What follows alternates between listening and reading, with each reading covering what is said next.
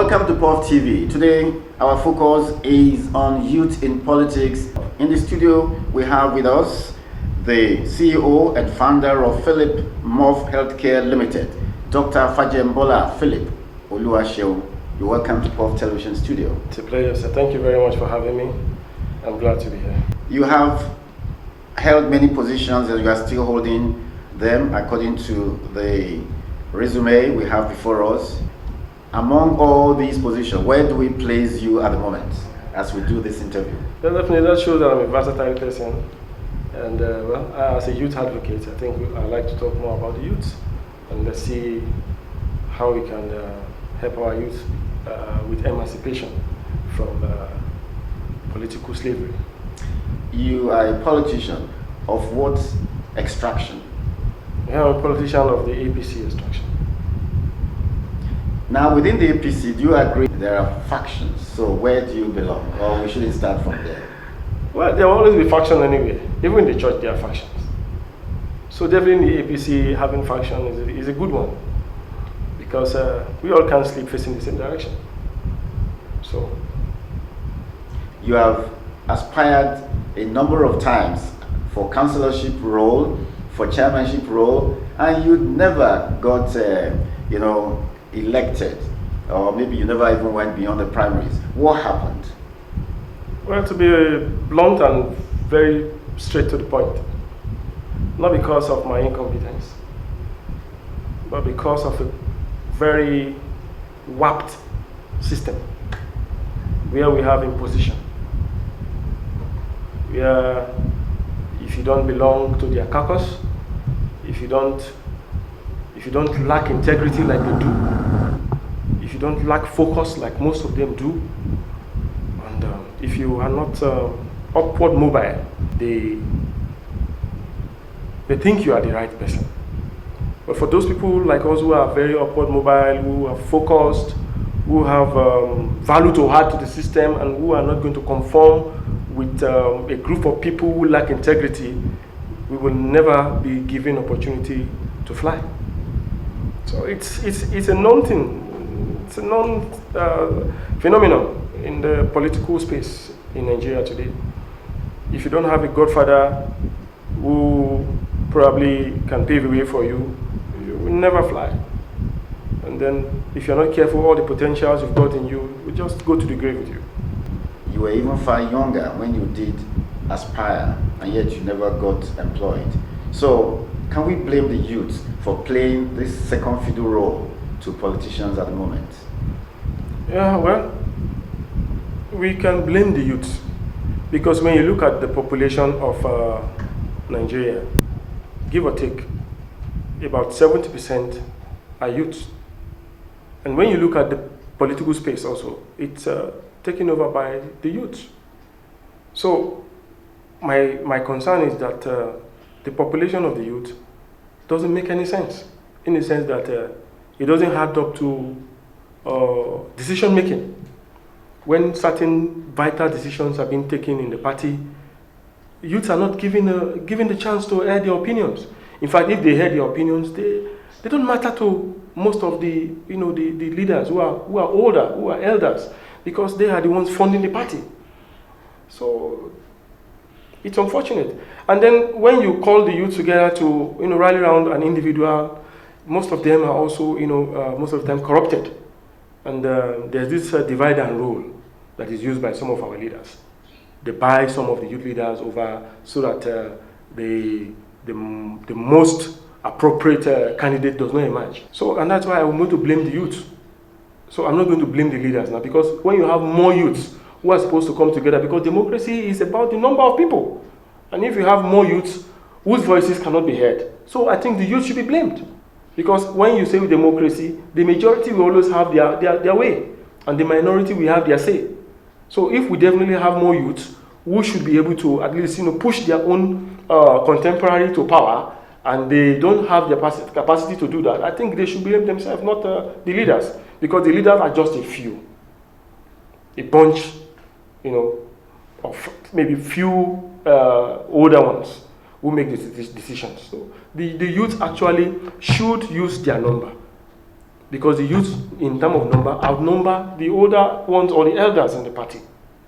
And if we actually practice true democracy, which I am telling you today, we don't practice. We have pseudo-democracy. Because in true democracy, there should be voting before certain vital decisions are made in any party. But unfortunately, youths are sidelined, and if at all they are on the table, they cannot speak. And if they speak, their opinions don't count, because they are not the financiers of the party.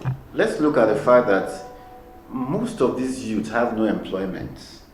They finish university, they have their degrees, no visible source of income. Let me quote from the paper.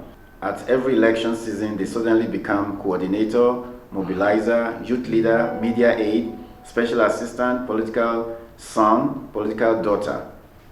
Big titles, zero power, zero future, zero relevance after elections. Do you blame the youths in the face of unemployment, no matter their number?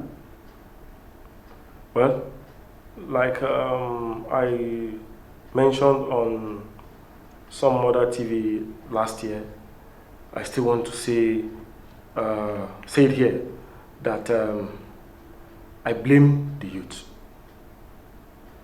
Youth are not informed. Even after university education? Going to the school does not mean you are informed. First, do they know their right? Do they know that number matters? How many elders do you see moving from one house to the other in terms of mobilization? When it comes to engaging the citizens, how many of these people do you see? So everything boils down to responsibility of the youth. So like you asked, the youth should emancipate themselves by if possible, fundraising for one of us, and see if we cannot, if we are not going to sponsor, somebody is going to be of our age bracket, and who is going to outdo what our elder ones are doing. What the elders are doing. So for me, the number of the youth matters, but unfortunately, most of the youth don't know that the number matters. So if we are able to change the status quo, definitely there will be jobs. But if we don't change the status quo, there will not be empowerment. And if you are not empowered, you cannot feed yourself. If you cannot feed yourself, you become a slave to the man that pays the piper. Yes, they said that who pays the piper dictates the tune.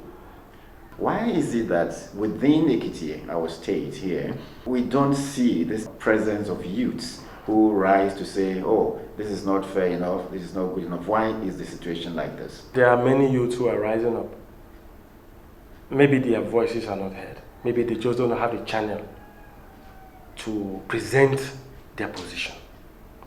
Or perhaps I would say they are also scared because they don't want to be incarcerated by Fonke. I thought we have come to the end of that. Well, maybe not. But to be honest with you, I hate any system that represses, suppresses people from, expressing their freedom of humanity, or from expressing their freedom of association, freedom of movement. I would not in any way associate myself with any system that does that. So I see that a lot of the youth leaders today have been corrupted. Yes. Why? And how? Given money, positions. Because there's no way you're giving position that you don't go home with your brown envelope, or you don't go home with the booties that comes with the office. But unfortunately, those youths that are used go home with crumbs. And every 4 years, they come back the same. They are not transformed. And that's why sometimes I question myself, what exactly is wrong with the youths? And that was why I said, they seem not to be adequately educated. Because any youth who is informed is somebody who has exposure, who knows his left from his right, who knows what is appropriate, who knows when it is appropriate to stop living with his parent, who knows when it's appropriate to get married. who knows when it's appropriate to acquire a skill. But unfortunately, it looks like they don't know their left from their right. And that is why they are still tools in the hands of their paymasters, who don't mean well for them at all.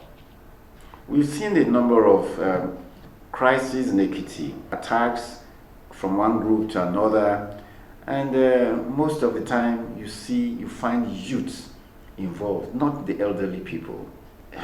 What does this tell? Is it all because of what they can gain from? Most of the youth leaders that are contracted go home with a lot of money and give crumbs to the, I'll call them scallywags, the touts on the street, who are not informed, who are mostly school dropouts, who actually don't seem to have any plans for their future. And those are the ones who go around attacking, maiming others, all in the name of, I'm supporting Mr. A, I'm supporting Mr. B. Mr. A that you don't even know, who will never meet you. So those youths that are informed like myself will never do that, because they know that tomorrow they can also become Mr. President, they can become Mr. Governor, they can become the chairman of a local government, and they will not want their images tarnished. So someone like me will not be going to the street to maim anyone, because the records will be required someday. You blame the youth for not coming together and forming an alliance that will help them to rise above the present hurdles. What stopped you from doing that, you personally? Yes, and that is why I came up with Coalition for Development of Ekiti State. Coalition for Development of Ekiti State is an alliance of so many youth organizations across Ekiti. And then we are doing a lot. And that is why I'm a non-conformist. And I'm never going to conform to any system that does not make any sense, any system that goes against the freedom of humanity. When did the coalition take off? Yeah, we started the coalition in 2017, so it's been here for a very long time. By now, you should have your people in government, in some political offices.